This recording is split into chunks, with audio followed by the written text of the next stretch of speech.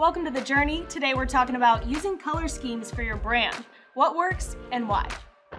So if you've already taken the time to set up a brand style guide and you already have those colors, that's great to just use on your website. Yeah, and if you're thinking, hey, I'm gonna start my brand colors from scratch, go for it, but there's some things you definitely want to ensure you're doing to make sure you succeed.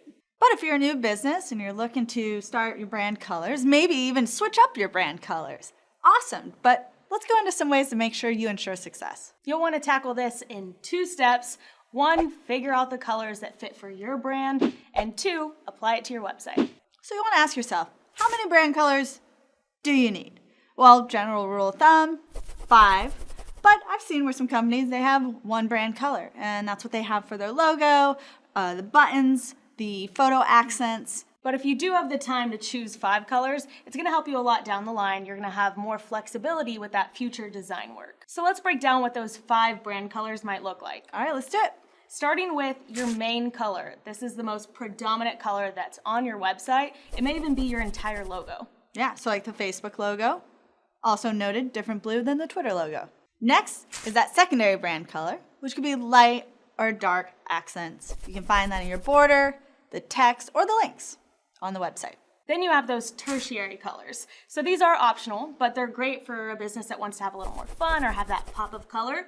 It's great for adding some spice to your website. So next up is that dark colored text. This is typically black or dark gray, but I've also seen it to be blue or even a deep brown. Yeah, the most important thing here is to make sure that it's easy to read. Right. Lastly, you have your light color or your background. So this is typically like a white or a neutral light beige or a light gray, something to really make those darker colors pop.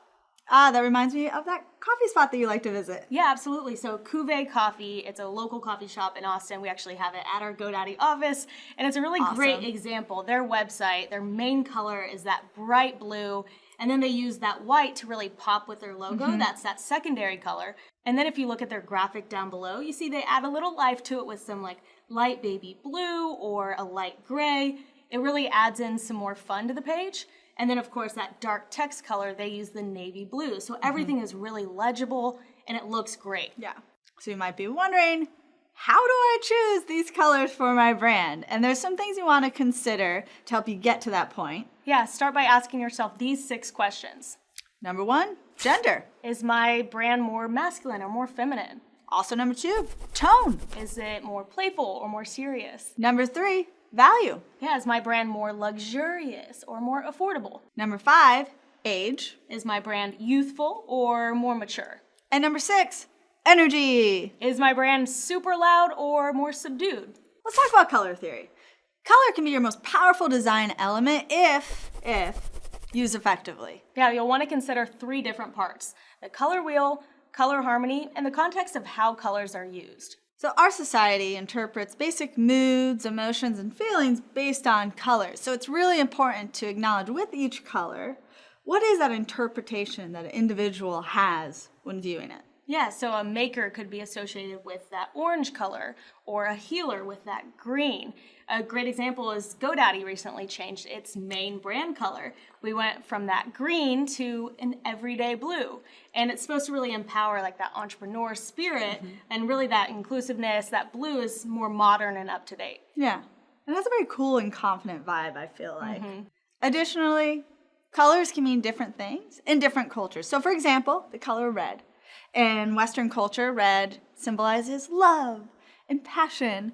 And in Chinese culture, it resembles good fortune. However, in South African cultures, red resembles mourning. Now let's get into the actual color scheme. So you have that color theory, you know what colors really are going to impact your customers in what way, but how do you actually pick the colors to represent your brand? So traditionally, there's a number of color combos that are aesthetically pleasing, but you do want to take that into consideration. You know, do these 2 colors complement each other or not? These are called color harmonies or color chords, and they consist of 2 or more colors with a fixed relation on the color wheel. Yeah, and if you can find out which colors to use consciously and harmoniously, you can reach some spectacular results. But if you have no idea what we're talking about and that all just sounded like gibberish to you, don't worry, there are plenty of apps and websites or tools that you can use. But keep in mind, some colors, they don't translate from digital to print and vice versa. And that brings us to our next point. Test for color blindness. Not everyone has perfect vision, so do your research so that you want to be able to serve everyone, and that way you'll be able to really make your website more accessible to everyone. So you can research web design guidelines for color blindness to know best practices. Also, don't forget to document your brand colors. You've already spent all this time creating the perfect brand colors, and this isn't something you're gonna wanna just eyeball down the road. You wanna make sure you write down those color codes so that you can remember all that information. Yeah, so put it in a guide so you remember the voice, the copy, the text, and actually, we have a whole video about how to do that. Okay, so now that you have the perfect colors, how do you actually apply them to your website? So for the purchase button, you definitely want to go with your main or secondary color. Also consider how it is on the page. Is it going to have a lighter background, so therefore should be the darker color, or vice versa? But you do want to make sure that this stands out. It's a very important button. It's how you make money. So think about that in mind when talking about the color scheme for your purchase button. Then for your informational button, you can either use your primary color again or use a secondary color. It's really up to you, but either way, you want it to still be visible, but maybe not as prominent as the purchase button.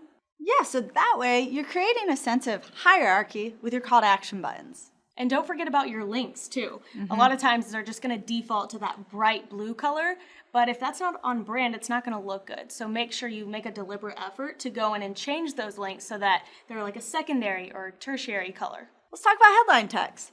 An obvious one, don't use the same color as your links. I recommend using darker colors, your blacks and darker grays. Then you have your graphics and pictures. This is where you can really add in some flavor and kind of break up parts of your website. You could do like accent boxes with those colors that really spice things up, or bring in different text overlays on pictures. So one thing I love when I see it is when companies change their social media icons to actually line up better with their brand. Yeah, it's all about creating that brand consistency, that brand awareness. That way you have that full aesthetic no matter which platform they're on. So what do you think? Are you going to use 5 colors for your brand or just one? Well, that's a wrap. You just learned how to choose a color scheme for your brand. Be sure to like this video and comment down below. And be sure to ring that bell so you're the first to know when the next video comes out, and subscribe to our channel. This is a journey.